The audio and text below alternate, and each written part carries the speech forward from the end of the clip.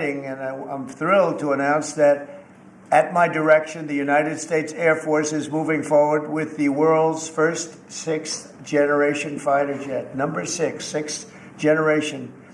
Nothing in the world comes even close to it. And it'll be known as the F-47. The generals picked a title. And it's a beautiful number, F-47. It's something the likes of which nobody has seen before in terms of all of the attributes of a fighter jet. There's never been anything even close to it, from speed to maneuverability to what it can have to payload. And this has been in the works for a long period of time. After a rigorous and thorough competition between some of America's top aerospace companies, the Air Force is going to be awarding the contract for the next generation air dominance platform to Boeing. As you know, it was highly competed for. There was a lot of competition, generals, and it's been going on for a long time. Very, very tough competition, but this plane is produced numbers that nobody's ever seen before. The F-47 will be the most advanced, most capable, most lethal aircraft ever built. An experimental version of the plane has secretly been flying for almost 5 years, and we're confident that it massively overpowers the capabilities of any other nation. There's no other nation. We know every other plane. I've seen every one of them, and it's not even close. This is a next level. You know, level 5 is good. This is level 6, they say. The F-47 is equipped with state-of-the-art stealth technology. It's virtually unseeable and unprecedented power. It's got the most power of any jet of its kind ever made. Maneuverability, likewise, is there's never been anything like it, despite the power and speed. Its speed is top. It's over 2, which is something that you don't hear very often. America's enemies will never see it coming. Hopefully we won't have to use it for that purpose, but you have to have it. And if it ever happens, they won't know what the hell hit them. A new fleet of these magnificent planes will be built in the air during my administration over the next couple of years. It's ready to go. They've already built much of what has to be built in terms of production, including the sheds. We'll ensure that the USA continues to dominate the skies. We've given an order for a lot. We can't tell you the price because it would give way to some of the technology and some of the size of the plane, good-sized plane. This contract also represents a historic investment in our defense industrial base, helping to keep America at the cutting edge of aerospace and technology. Our allies are calling constantly. They want to buy them also, and certain allies will be selling them, perhaps toned-down versions. We like to tone them down about 10%, which probably makes sense because someday maybe they're not our allies, right? But I would like to ask Secretary Hegseth, who's doing a fantastic job. He's really been very inspiring in so many ways, and I must say that before he speaks, we have had record people wanting to join our military in the last 2.5 months, literally since this, I think probably since the election, November 5th, but especially since we came to office and since I announced Pete. He's young, he's smart, he's strong, he loves it, and they love him. But we've had record numbers of people wanting to join our military. Now, if you go back 6 months, it was the exact opposite. You had record numbers of people not wanting to join the military. Now you have record numbers of people wanting to be in our military. And that's a great honor. That shows you we're really on the right track. So, Pete, maybe you'd say a few words. Sure. Please. Well, Mr. President, this is a big day. This is a big day for our warfighters. This is a big day for our country, a big day in the world. The name of this program is the Next Generation of Air Dominance. And Mr. President, because of your leadership, your clarity, America is going to have generations in the future of air dominance because of this 6th generation fighter. We've had the F-15, we have had the F-16, the F-18, the F-22, the F-35.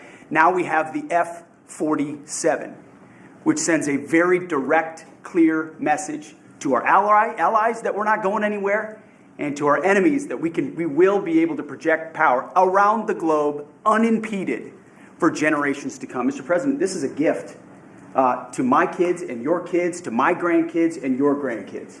This is a historic investment in the American military, in the American industrial base, in American industry that will help revive the warrior ethos inside our military, which we're doing, rebuild our military, which the previous administration did not do, by the way, Mr. President. They paused this program and were prepared to potentially scrap it.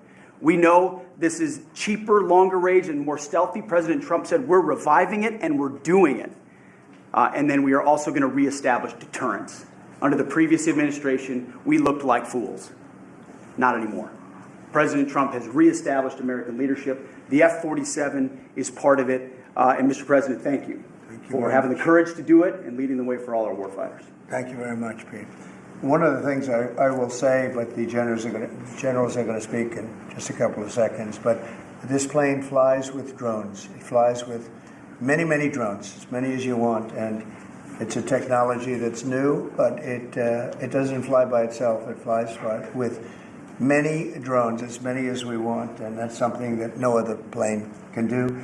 So I'd like to introduce, if I might, Air Force Chief of Staff General David Alvin, and also General Dale White, two incredible people that I've known over the years, but I got to know them really well over the last few months. And would you say a few words, please, General? Thank you very much, Mr. President. Mr. President, Mr. Secretary, thank you so much for your unwavering commitment to our military. I will say this is a big day. This is a big day for our United States Air Force as well. You know, air dominance is not a birthright, but it's become synonymous with American air power. But air dominance needs to be earned every single day. And since the earliest days of aerial warfare, brave American airmen have jumped into their machines, taken to the air, and they've cleared the skies. And whether that be clearing the skies so we can rain down destruction on our enemies from above, or we can clear the path to the ground forces below. That's been our commitment to the fight, and that's really been our promise to America. And with this F-47 as the crown jewel in the next generation air dominance family of systems, we're going to be able to keep that promise well into the future. I also want to thank everyone from industry and within government, our engineers, who have worked tirelessly on this program to bring it where we are right now today. This shows that American talent, American skill, and American determination are second to none, because this platform is second to none. So we believe that this provides more lethality, it provides more capability, more modernized capability in a way that is built to adapt.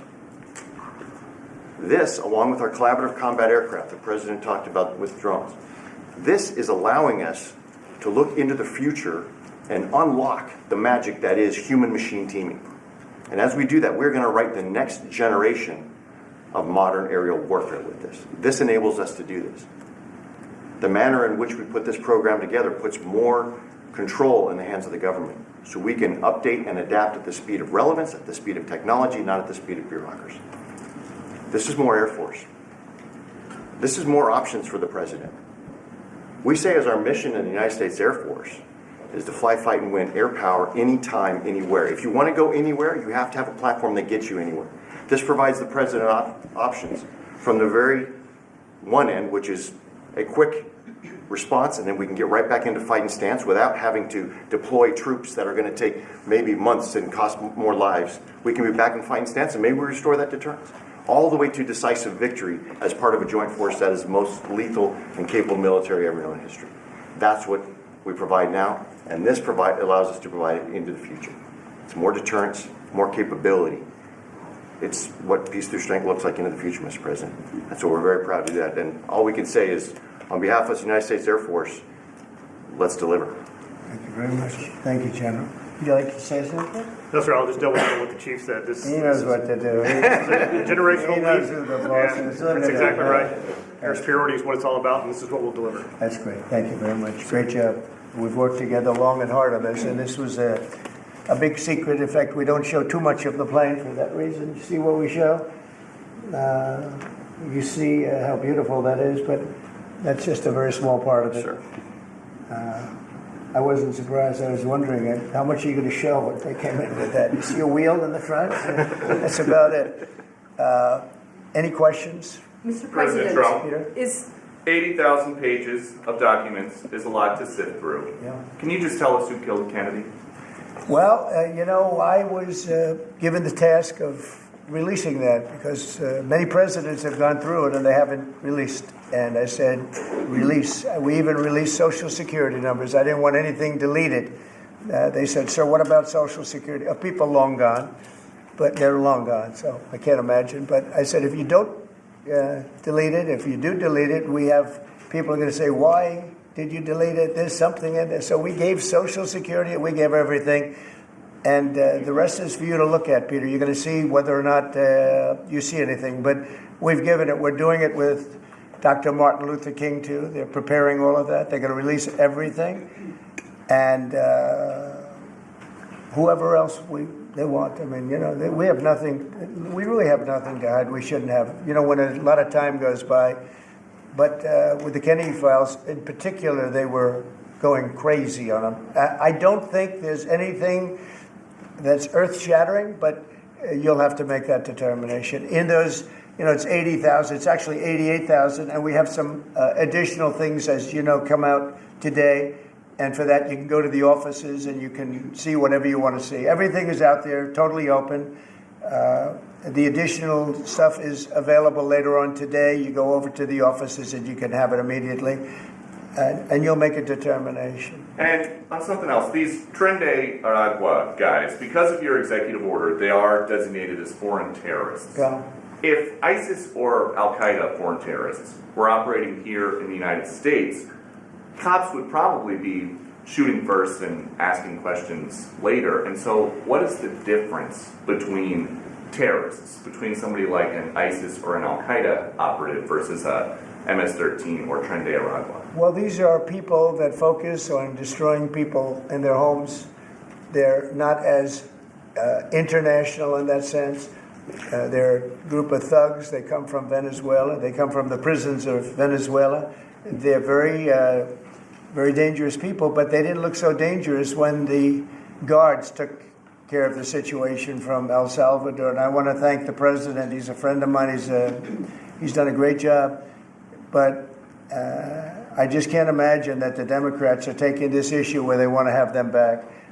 So now they have men playing in women's sports. They have transgender for everyone. They have open borders. They have all of their crazy policies that are, I think, 95-5, not 90-10, okay? And their new policy is, let's bring Tren de Aragua back into our country. Let's bring the worst. These are the worst gang members there are. They looked amazingly frail, though, by the way they were handled. It's very amazing. They weren't, when they were in Colorado cutting the fingers off a man because he made a phone call to the police, they seemed a lot tougher then than they did when they were having their head shaved and they were in shackles. They're tough people. They're bad people. We don't want them in our country. We can't let a judge say that he wants him. He didn't run for president. He didn't get much more than 80 million votes. And we just can't let that happen. It'd be so bad for our country. I won on the basis of getting criminals out of our country that were let in. It was called unforced error. They were let in by Biden, incompetently let in, and let in by the millions, actually. 21 million people. I believe it's 21 million. And that's not even including the gotaways, but these are rough people. We want them out of our country. And I won the election based at least partly on that, and that's a big part, yeah? Mr.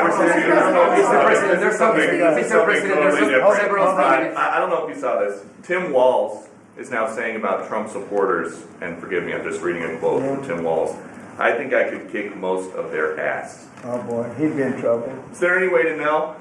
Well, he's a loser, the guy's a loser. He lost an election. He played a part. Usually a vice president doesn't play a part, they say.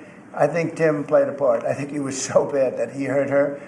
But she hurt herself, and Joe hurt them both. They didn't have a great a great group, but I would probably put him at the bottom of the group. Have you heard that Biden Mr. wants to get President. back involved for Mr. Democratic President. politicians, fundraising and campaigning against your policies? What do I you hope think of so. I hope so. Mr. President, there are several the US families. planning Mr. President, there are to families have from some of the Who are you people. with? I'm with La Nación newspaper from Argentina. There are families from some of the people that were on those flights to El Salvador that claim that they're not criminals, they're not members of Prender Agua, of MS-13. What can you tell them, and what guarantees can you give them that everyone in those planes were actual criminals, terrorists, as you said? Well, I was told that they went through a very strong vetting process, and that that will also be continuing in El Salvador. And if there's anything like that, we would certainly want to find out. But these were a bad group. This was a bad group, and they were in bad areas, and they were with a lot of other people that were absolutely killers, murderers, and people that were really bad, with the worst records you've ever seen. And but we will continue that process, absolutely. We don't want to make that kind of a mistake. Is the U.S. planning to give up the position of NATO's Supreme Allied Commander? And if so, why? NATO is something that I saved. NATO was gone until I came along. In fact, the previous Secretary General, very good man, both of them are good. The current man is fantastic.